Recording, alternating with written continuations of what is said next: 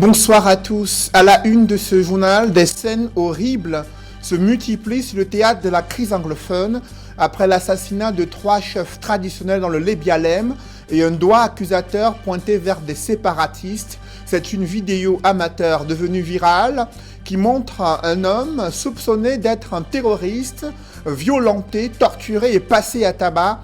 Impliqués dans ces actes de barbarie, 8 éléments des forces de défense et de sécurité ont été mis aux arrêts après une vague d'indignation observée sur la toile. Face aux multiplications de ces violations meurtrières, un parlementaire français peut-il mener un plaidoyer visant à inscrire la résolution de la crise anglophone dans l'agenda du Conseil de sécurité des Nations Unies? Vous suivrez en ouverture de ce journal la réaction de la classe politique camerounaise après ces actes de barbarie et de violence meurtrière observés sur le théâtre de la crise anglophone. Où en est-on avec les projets routiers inscrits dans le cadre du plan d'urgence triennal? La route Douala-Bonnet-Poupa-Yabassi est loin d'être achevée. Cela risque d'être reporté à nouveau, la date de livraison de ce chantier, et le calvaire des populations se poursuit. Pourtant, de l'argent a été injecté pour le financement de ce projet. Qu'est-ce qui se passe? Élément de réponse au cœur de ce journal.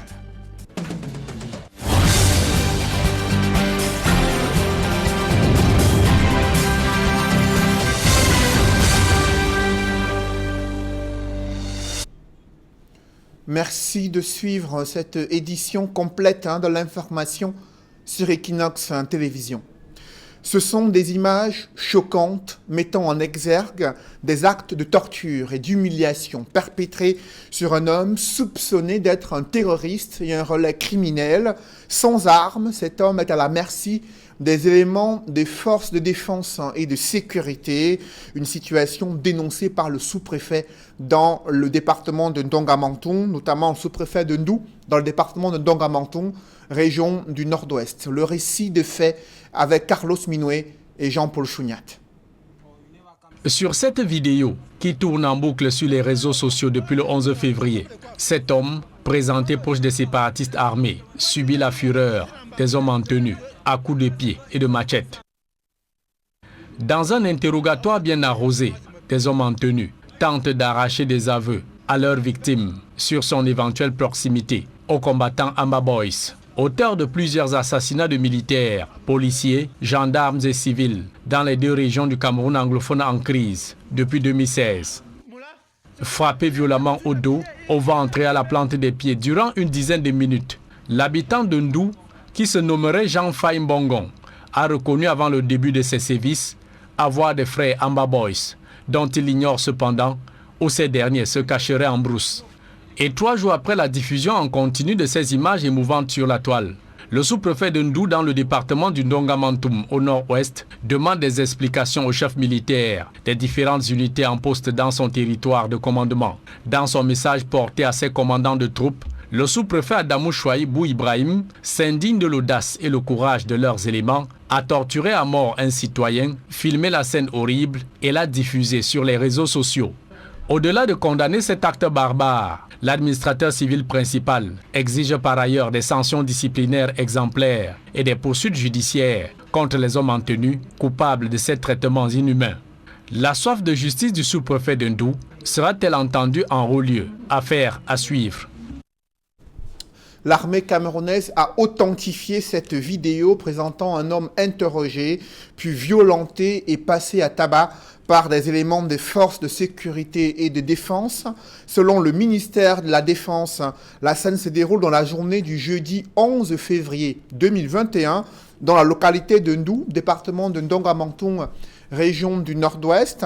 Les premières investigations menées ont conduit à l'identification de la victime, le nommé Jean-Faye Fungon, soupçonné selon l'armée d'être un relais criminel et un terroriste local. Dans ce communiqué, l'armée regrette un acte inacceptable et déclare avoir identifié 2 gendarmes, 2 soldats, 4 policiers impliqués dans ces scènes de torture. les mises en cause ont été arrêtées et placées en détention à la brigade, passée en garde à vue, à la brigade territoriale de gendarmerie de Ndou, sur instruction du ministre délégué à la présidence, chargé de la défense. Des enquêtes disciplinaires, administratives et judiciaires ont été ouvertes pour préciser les contours de ces intolérables agissements qui, selon l'armée camerounaise, sont en rupture avec le respect des règles d'engagement et la protection des droits humains, principes cardinaux auxquels les forces de défense et de sécurité sont astreints. Réagissant à ces scènes de torture, l'honorable député Jean-Michel Nitieux dénonce des images terrifiantes et insoutenables d'une barbarie injustifiée. Le député SDF exige des enquêtes en vue de l'identification des auteurs de cette déshumanisation et la sanction la plus lourde à l'encontre des éléments reconnus coupables d'un acte primitif et odieux. Le président régional du SDF pour le littoral appelle l'armée à intégrer dans son comportement opérationnel des attitudes dictées par des canons bien connus en la matière. Le MRC réagit également en condamnant avec la dernière énergie des actes qui ternissent l'image des forces de défense camerounaises et l'image du Cameroun. Le MRC demande que les auteurs de ces actes criminels facilement identifiables soient jugés et condamnés et la victime devra être prise en charge par l'État, s'exprime ainsi le secrétaire national délégué chargé des droits de l'homme, Maître Sikati, secrétaire délégué des droits de l'homme au sein du MRC. Et du sang qui continue de couler sur le théâtre de la crise anglophone. Selon le préfet du Lébialem, 3 chefs traditionnels ont été kidnappés dans la soirée de samedi 13 février 2021. Conduits à la place du marché à Esso-Ata, ils ont été assassinés. L'autorité administrative accuse Olivier Lekaka, connu sous le pseudonyme de Field Marshall, d'avoir commis ces crimes sur instruction de Chris Anou, un autre leader du mouvement séparatiste anglophone. Les proches de ces mises en cause nient les faits, mais sur son compte Twitter, le ministre Paul Tasson publie les photos des chefs traditionnels assassinés. Dans un communiqué, ce ministre, coordonnateur du plan de reconstruction des régions anglophones, invite les élites de cette localité à condamner ces exactions commises sur des civils à travers l'organisation d'une manifestation prévue à l'esplanade du Musée national à Yaoundé en milieu de semaine, fait savoir le ministre Paul Tasson dans un communiqué. 1 an après le massacre des civils survenu en Garbou dans le chaudron de la crise anglophone, les autorités administratives se sont rendues sur les lieux afin de pouvoir manifester leur solidarité à l'endroit des victimes de ces massacres. De nombreuses populations ont quitté les lieux redoutant les affres de cette guerre contre les mouvements séparatistes anglophones. C'est le constat que font Flavien Dongo et Stella Mbou dans ce reportage. Vu du haut, le climat semble serein, mais à y voir de près, c'est le désert en Garbou 3. 1 an après le massacre qui a fait une vingtaine de morts, la nuit du 13 au 14 février 2020. Sur les lieux du crime, quelques ustensiles et des maisons abandonnées. Mais bien plus, une tombe en guise de fosse commune qui attire le gouverneur de la région du Nord-Ouest et sa suite venue rendre hommage aux disparus. We are commemorating the victims today, but maybe later on, the family will still organize the funerals. Zone difficile d'accès, Garbou 3 n'est plus que l'ombre de lui-même. Des personnes déplacées et par ailleurs rescapées du massacre peinent à y retourner malgré la présence des forces de défense qui y ont installé une base. I am not able to go there because when I go there now, I will feel pains. Remember my mothers, my sisters, and the chickens that they burn with fire. It will be worrying me. Adolphe Lélé l'Afrique regrette ce qui est arrivé en Garbou, mais tente de rassurer la population. The future of our nation is bright, provided we rely on our government, we rely on our head of state. Alors que le procès est renvoyé au 18 février 2021 pour ces meurtres de Garbou survenus le 14 février 2020, Le gouvernement camerounais avait admis que ses forces de sécurité étaient partiellement responsables des meurtres. 2 soldats et un gendarme ont été arrêtés et accusés de meurtre, d'incendie criminel, de violence contre une femme enceinte et de violation des consignes. C'est une affaire à suivre. Devant l'escalade de violences meurtrières sur le théâtre de la crise anglophone, le parlementaire français Sébastien Nadeau annonce sa mobilisation pour un plaidoyer visant à inscrire la résolution de la crise anglophone dans l'agenda de la prochaine session du Conseil de sécurité des Nations Unies sous la présidence américaine. Objectif, attirer l'attention de la communauté internationale et son implication pour mettre un terme aux violences meurtrières qui ont déjà fait des dizaines de milliers de déplacés, des dizaines de milliers de réfugiés au Nigeria et des millions de déplacés anglophones à travers le reste du territoire camerounais. Toujours dans l'actualité, Mamadou Mouta, premier vice-président du MRC, accueilli en triomphe dans le Septentrion, précisément à Tokombéré, un retour après 18 mois passés en prison, mais la verve est restée la même.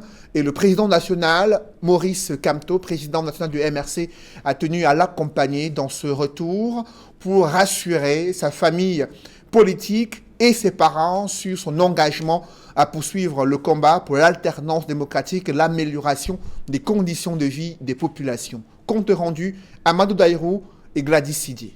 La population de Tokombéré en général et la famille Mota en particulier est très fière de toi. C'est le cahier d'un retour au village natal pour Mamadou Mota. Après 20 mois passés en prison, il retrouve enfin les siens.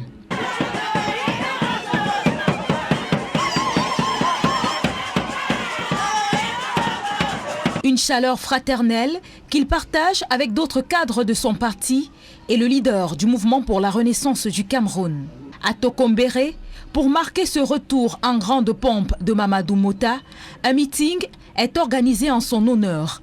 Il reçoit une lance en signe d'encouragement pour la suite de son combat.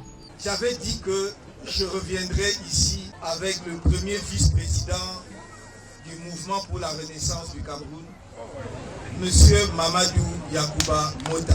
Il est là aujourd'hui. Nous nous sommes battus jour et nuit de toutes nos forces avec les avocats pour qu'on le libère parce qu'il a été arrêté de façon arbitraire et détenu de façon illégale pendant 20 mois. Son dossier est vide, il n'y a rien contre lui. Mais ils ont réussi à lui faire 20 mois de prison. Certains espèrent de cette façon l'éliminer politiquement, parce qu'on voulait absolument lui faire un casier judiciaire. Mais sa réhabilitation fait partie de nos luttes. Et notre lutte n'aura abouti que lorsque tous ceux qui ont été illégalement, irrégulièrement condamnés auront été réhabilités. Mamadou Mota est allé en guerre et il est revenu. Mais la guerre n'est pas terminée. Les jeunes de cette localité le présentent comme un modèle et déclarent qu'ils ont dû braver des interdictions et intimidations pour prendre part à ce meeting. Bon, il y a eu un peu d'intimidation de la part des membres du régime qui ont menacé, même intimidé des jeunes de se rendre plus massivement à cette cérémonie.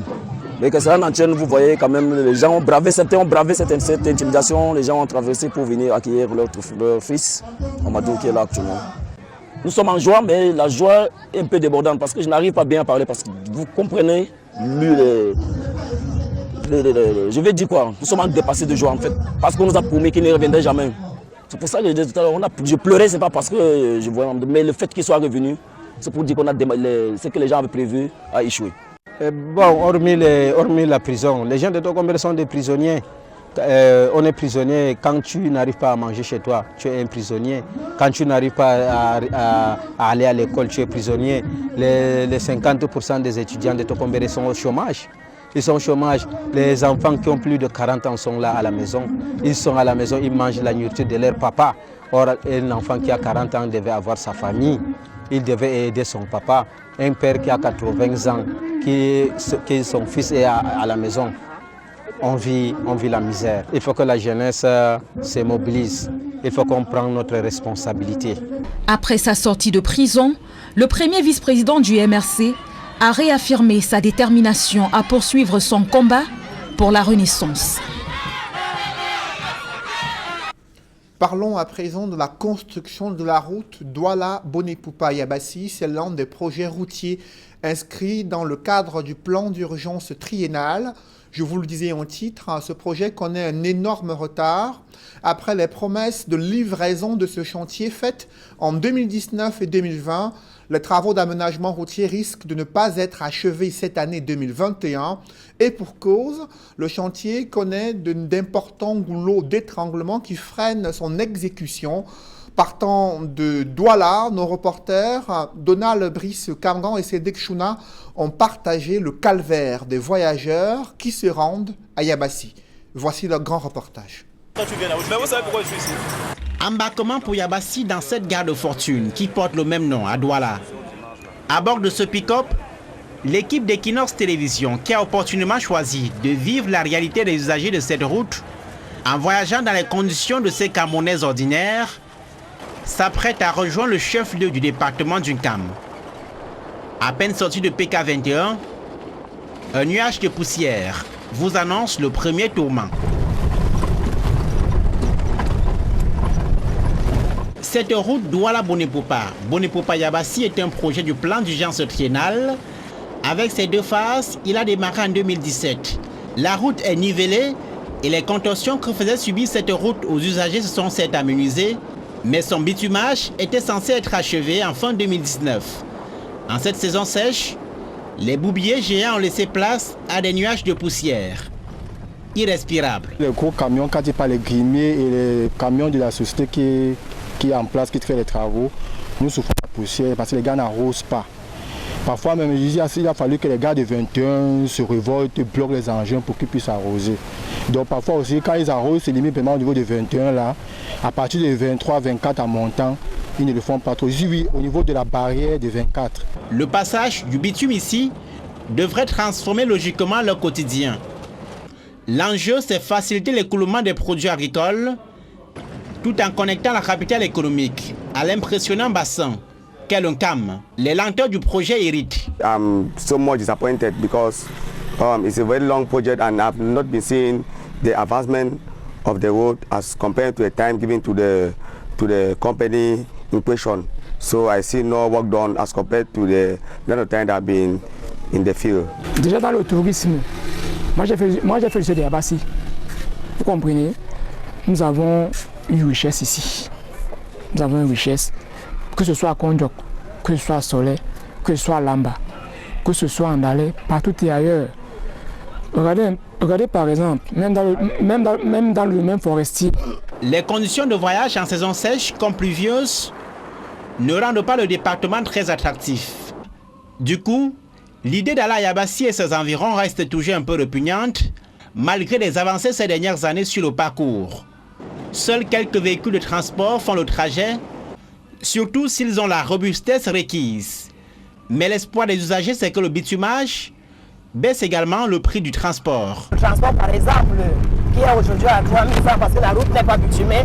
Et déjà, si on bitume la route, je pense qu'on doit réduire le transport même à 2 000 francs. On espère qu'après la route, les transporteurs vont comprendre qu'il faut réduire le prix du transport. 1500, 2000. C'est compréhensible. Nous sommes sur le deuxième tronçon de ce chantier entre Bonepupa et Yabassi. C'est 45 km à bitumer. Sur certains tronçons, on aperçoit du bitume, mais les obstacles sont quasiment similaires que sur le premier et qui retardent les travaux. Entre autres, le déplacement des réseaux d'eau et d'électricité, la libération des emprises, mais surtout les questions budgétaires. L'entreprise engagée ici évoque un défaut de paiement à temps de ses décomptes. La question est au cœur d'une récente descente ici en fin 2020 du ministre des Travaux publics. Après 2019 et 2020, la date du 31 juillet prochain ne sera pas honorée au regard des obstacles à ce projet de 61 milliards de francs CFA, confie une source autorisée. Le paiement des décomptes. Le gouvernement respecte désormais depuis quelques mois le calendrier de règlement de ses factures. Aujourd'hui, le gros obstacle, c'est le déguerpissement des usagers situés sur les emprises et leur indemnisation. De grosses lenteurs sur ce sujet retardent l'évolution des travaux qui se situent aujourd'hui à 50% et 60% respectivement sur le premier et deuxième tronçon. Mais une certitude, l'on court vers un troisième report de la date de livraison. Projecteur à présent sur l'hôpital de district de Garoua-Boulaye qui connaît des difficultés à offrir des soins de qualité aux malades. Cette formation hospitalière souffre d'une insuffisance criarde de personnel soignant qualifié et de plateaux techniques vétustes, en l'absence d'une ambulance pour transporter les cas d'urgence à Bertois, situé à 250 km de Garoua-Boulaye. Les quelques infirmiers et médecins présents s'activent sans énergie électrique à faire face à un afflux de malades centrafricains et camerounais. C'est le constat que font Emmanuel Diop et Marcelin Gansop dans ce reportage. Ici, le service des urgences de l'hôpital de district de Garoua-Boulaye. C'est la porte d'entrée de cette formation hospitalière. Et le personnel, bien qu'en nombre insuffisant, ne chôme pas. Au contraire, il y a fort à faire au quotidien. Ce qu'on fait ici, c'est quoi? C'est de recevoir les patients qui viennent en urgence avec des cas critiques. Et on essaye de lever l'urgence. Dès qu'on lève l'urgence, on envoie dans les services appropriés. Par mois, nous partons souvent à 250-300 patients qu'on reçoit ici dans le service. Et en ce qui concerne le personnel, c'est toujours insuffisant parce que le service est tellement saturé, surtout avec l'affluence des réfugiés, des nouveaux réfugiés qui entrent chez nous actuellement. Nous avons souvent, surtout en journée, même comme les autres personnels sont là, nous sommes souvent débordés avec le travail. Et encore plus la nuit, vraiment difficile pour nous de prendre bien en charge les patients. C'est que l'hôpital en général n'est pas suffisamment fourni en personnel, bien qu'il offre presque tous les services que l'on retrouve dans une structure sanitaire de cette catégorie. Ici à l'hôpital de Garoua-Boulaye, nous avons 5 médecins généralistes, mais qui sont capacités au quotidien afin de pouvoir faire au minimum des césariennes et des herniorraphies. Il n'y a pas de spécialistes? Nous n'avons pas de spécialistes dans cet hôpital. Le service de radiologie n'est pas opérationnel à l'hôpital de district de Garoua-Boulaye. Nous avons l'appareil de radiographie, mais nous avons une panne au souci de cet appareil-là. Il y a une pièce qui manque, que nous n'avons toujours pas pu remplacer du fait de la pandémie à coronavirus, qui fait en sorte que nous ne pouvons pas commander le matériel pour pouvoir remplacer cette pièce-là. Voilà qui pose le problème de la qualité du plateau technique de cet hôpital. Le plateau technique n'est pas parfait, mais nous avons quand même le minimum pour fonctionner au quotidien. Nous avons du matériel de chirurgie pour pouvoir opérer, parce qu'ici aussi nous faisons de la petite chirurgie, nous faisons de la laparotomie, nous faisons des césariennes au quotidien, nous faisons des herniorraphies. Donc les malades sont quand même pris en charge avec le matériel à disposition.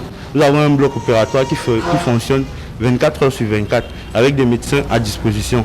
L'une des plus grandes difficultés de cette structure sanitaire est l'alimentation en eau et en électricité. Garoua-Boulaye bat le record de délestage, ce qui plombe au quotidien le fonctionnement de cet hôpital. Nous avons quand même à la disposition un groupe électrogène pour pouvoir continuer à assurer le paquet minimum pour les malades en ce qui concerne les examens, les consultations, mais bien évidemment dans la limite de nos moyens parce qu'il y a une nécessité d'acheter du carburant au quotidien. En ce qui concerne l'eau, nous avons des partenaires qui ont mis à disposition pour nous des forages, mais il nous faut également aussi le groupe électrogène parfois pour charger le forage. Ça fait qu'à un niveau, nous sommes toujours limités. Nous avons également aussi dans cet hôpital des plaques électriques qui vont nous permettre d'avoir quelques services qui sont fournis quand même en électricité, mais avec une capacité réduite, nous ne pouvons pas couvrir tout l'hôpital.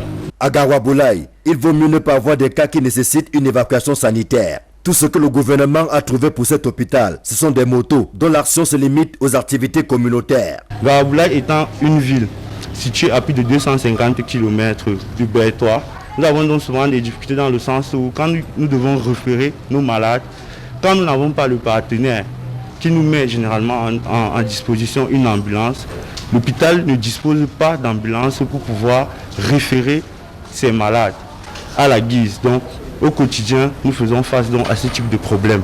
Ça peut arriver que nous soyons vraiment débordés. Il y a des périodes vraiment d'affluence où on a vraiment beaucoup de malades, où on n'a pas assez de lits pour pouvoir par exemple répondre à la demande. Et on a besoin par exemple d'avoir plus peut-être de bâtiments ou de lits pour pouvoir accueillir tous ces malades-là, parce que la demande est forte, que ce soit au niveau des Camerounais ou au niveau des réfugiés qui viennent constamment dans notre hôpital. Lorsqu'on ajoute à tout cela le fait que l'hôpital ne dispose pas de clôture, la coupe est pleine de vols et autres risques d'agression auxquels s'expose aussi bien le personnel que les patients, des difficultés et bien d'autres qui sont connus du gouvernement, puisque l'actuel ministre de la Santé publique et son prédécesseur ont séjourné ici. Les promesses faites à l'occasion de ces visites n'ont pas été suivies d'effet jusqu'ici. Le directeur de l'hôpital et le personnel, bien qu'en nombre insuffisant, se battent tant bien que mal pour donner le meilleur d'eux-mêmes. L'afflux des réfugiés centrafricains et la notification d'une dizaine de cas de Covid en rajoutent à un quotidien qui n'était déjà pas facile. L'hôpital de district de Garoua-Boulaye a besoin d'une thérapie de choc pour relever les nombreux défis qui l'interpellent au jour le jour. De par sa position stratégique à la frontière avec la RCA et la forte sollicitation dont il est l'objet, cet hôpital mérite un meilleur traitement de la part des pouvoirs publics. C'est une nomination historique de la première femme africaine à la tête de l'Organisation mondiale du commerce. L'acte a été confirmé ce jour lors d'une réunion des membres de l'Organisation mondiale du commerce. Ils viennent d'accepter de nommer le docteur Ngozi Okonjo-Iweala comme première directrice générale de l'OMS, décision prise par consensus lors d'une réunion spéciale de cette organisation, elle qui vient à la tête de cette structure au moment où elle fait face à plusieurs défis en matière de régulation des activités commerciales dans le monde. Elle est nommée à l'âge de 66 ans. Elle devra permettre à l'institution de sortir de la crise observée entre les grandes puissances mondiales, notamment la Chine et les États-Unis, et la décision qui vient d'être prise après l'aval donné par l'administration Biden et l'onction pour l'arrivée de cette Africaine, ancienne ministre des Finances au Nigeria, qui prend la tête de l'Organisation mondiale du commerce. Des reportages dans ce journal. La Société Générale Cameroun, cette banque, et l'entreprise Simencam viennent de signer un protocole d'accord pour l'utilisation de la plateforme YOP qui devrait permettre aux différents opérateurs et constructeurs d'acheter du ciment en ligne. Comment cela va-t-il concrètement se passer? Élément de réponse dans ce reportage. Le monde bouge. YOP Cameroun et Simencam bougent avec lui, à travers l'implémentation d'un partenariat et la mise à disposition d'une plateforme de paiement en ligne, MySimencam. Une signature qui vient renforcer la position de YOP Cameroun comme l'instrument phare de paiement en ligne. C'est tout simplement de démontrer que nous sommes la plateforme de paiement par excellence. Nous simplifions la vie à l'ensemble des consommateurs camerounais, quel que soit le produit qu'ils souhaitent acheter. Et puis surtout, quand on achète, la problématique principale, c'est d'être assuré que le montant que l'on a pour l'entreprise, le montant qu'elle a encaissé, et pour l'acheteur, le montant qu'il a dépensé, est bien intégré en toute sécurité. C'est ce que nous proposons. Donc, simplicité, rapidité et puis surtout sécurité, puisque nous parlons d'argent, et c'est bien là notre expertise, c'est de savoir gérer l'argent. Simplicité, fiabilité et sécurité, des atouts mis en avant par YOP Cameroun qui auront su convaincre l'entreprise Simencam. Donc très clairement, aujourd'hui Simencam a une volonté de développer des outils digitaux, et en particulier des outils digitaux qui vont nous aider à vendre du ciment. L'e-commerce, appelons-le l'e-commerce. Et dans ce e-commerce, il y a des choses qui sont indissociables, et en particulier le paiement en ligne. Voilà, et donc on a cherché, dès qu'on a lancé notre plateforme MySimencam, on a cherché des partenaires pour nous aider à assurer ce paiement en ligne. Et YOP, je vous le confirme, YOP a été un des premiers à dire on est intéressé, on veut vous aider.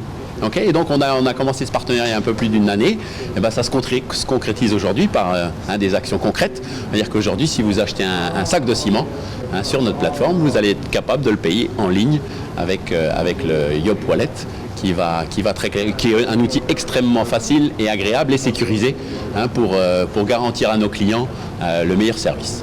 Une volonté affichée par Yup Cameroun de rendre plus facile d'utilisation et plus accessible les moyens de paiement en ligne. Une offre déjà disponible au grand public, grossistes comme particuliers désireux d'acheter du ciment sur la plateforme MyCimencam. Une seule condition à remplir, posséder un compte Yup. Alors il vous suffit simplement d'avoir un téléphone. Yup est un moyen de paiement qui est intégré sur la plateforme de paiement MyCimencam. Ensuite, le client va donc rentrer les coordonnées, ce qu'il veut, le tonnage ou le nombre de sacs de ciment qu'il souhaite acheter. Et ensuite, rentrer donc la référence, le montant du montant de paiement apparaît et le paiement se fait tout de suite en toute simplicité.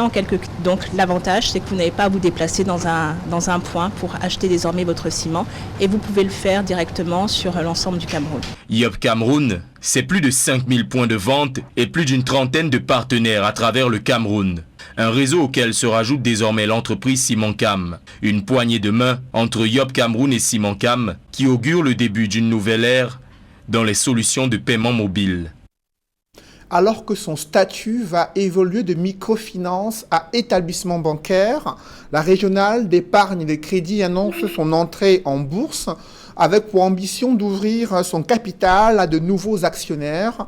Le processus vient de faire l'objet d'une communication de la part de l'administrateur directeur général de la régionale d'épargne et de crédit. Reportage. Déjà pionnière à sa naissance en 1993 dans le secteur de la microfinance, la régionale d'épargne et de crédit remet ça en étant le premier établissement financier au Cameroun à entrer en bourse pour vendre ses actions dans la période du 9 au 26 février 2021. L'annonce vient d'être faite à Yaoundé par l'administrateur directeur général de la régionale d'épargne et de crédit lors d'une conférence de presse. Nous sommes partis à la bourse pour lever 8 milliards 232 millions afin de conforter nos fonds propres dans le cadre de la transformation de cette institution en banque universelle. Il est vrai que nous avons des capitaux propres qui sont suffisants aujourd'hui, mais nous avons estimé qu'il faut les mettre à un niveau très appréciable. Avec un capital que la régionale d'épargne et de crédit entend porter à plus de 15 milliards de francs CFA, cet établissement financier entend consolider sa crédibilité avec son entrée en bourse. L'entrée en bourse, pour nous aide à réaliser notre vision, qui consiste effectivement à faire une institution financière solide, qui se veut millénaire, c'est-à-dire celle qui succède à son promoteur. Et ceci avec un actionnariat qui est populaire. Techniquement, les modalités sont présentées comme alléchantes pour le grand public. L'entrée en bourse de la régionale, c'est l'émission de 196 000 nouvelles actions qui sont mises à la vente au public au prix de l'action de 42 000. Donc c'est très simple, vous avez de l'épargne et vous souhaitez investir pour vous, pour vos enfants. De plus, la méthodologie pour devenir actionnaire de fait ne souffre d'aucune entrave. Vous allez dans les points agréés, vous remplissez le bulletin de souscription. Vous pouvez aller donc au niveau des agences de la régionale, vous pouvez aller en ligne pour faire la souscription. Une fois que vous avez rempli le bulletin, que vous avez payé les actions, vous devenez actionnaire à la suite de la clôture de l'opération. Pour le patron de la régionale d'épargne et de crédit, l'entrée en bourse de cet établissement financier est en définitive un avantage pour lui. La bourse devient donc une opportunité au regard des contraintes d'entrer en bourse. Parce que ces exigences, par exemple, l'exigence d'une très haute transparence, pour nous, c'est un élément qui nous permet d'améliorer nos performances. Au moment où la régionale d'épargne et de crédit entre en bourse, à la Bourse des valeurs mobilières d'Afrique centrale, ces chiffres parlent pour elle. Au 30 novembre 2020, elle affiche un bilan de 29,5 milliards de francs CFA, 8 milliards de fonds propres, 1,3 milliard de résultats nets et plus de 100 000 clients dans son portefeuille. Et cette nouvelle qui nous vient de Ngaoundéré, dans la région de l'Adamawa, là où un accident de la circulation a fait 4 morts. C'est une agence de voyage qui a effectué un mauvais dépassement en plein virage à la falaise de Mbé. Et le bus de 70 places s'est retrouvé dans un ravin. Bilan, 4 morts sur place et plusieurs blessés transportés à l'hôpital régional de Ngaoundéré. Le gouverneur de l'Adamawa s'est rendu sur les lieux afin d'évaluer les dégâts et surtout de comprendre les circonstances de cet autre accident survenu en début de soirée à Ngaoundéré dans la région de l'Adamawa. Mesdames, Messieurs, c'est la fin de ce journal. Merci de l'avoir suivi. Juste après cette édition de 20h, retrouvez Serge Allan Otou et ses invités pour le débrief du journal sur le plateau d'Equinox Soir. Serge Allan. Des chefs traditionnels kidnappés puis assassinés sur la place du marché dans le département du Lébialem. C'est du moins ce que révèle l'autorité administrative dans une localité située dans le département du Lébialem. L'autorité administrative pointe un doigt accusateur sur celui qui est surnommé Field Marshal, qui aurait agi sur instruction de Chris Anou, un autre leader du mouvement séparatiste installé aux États-Unis. Et du coup, il y a eu une réaction des élites et forces vives de ce département dans un communiqué signé du ministre Paul Tasson qui condamne cet acte barbare et ces exactions commises par les groupes armés séparatistes. Il annonce une manifestation à l'esplanade du musée national à Yaoundé, invitant les populations et forces vives à dénoncer ces actes barbares. Et les proches des personnes mises en cause dans ces exactions ont nié leur implication. C'est Jeanne. Voilà, madame, monsieur, c'est donc l'essentiel. L'Equinox Soir, deuxième partie. Bonne soirée à vous, Cédric. Je vous souhaite une bonne soirée. Rendez-vous demain, 20h. Dans un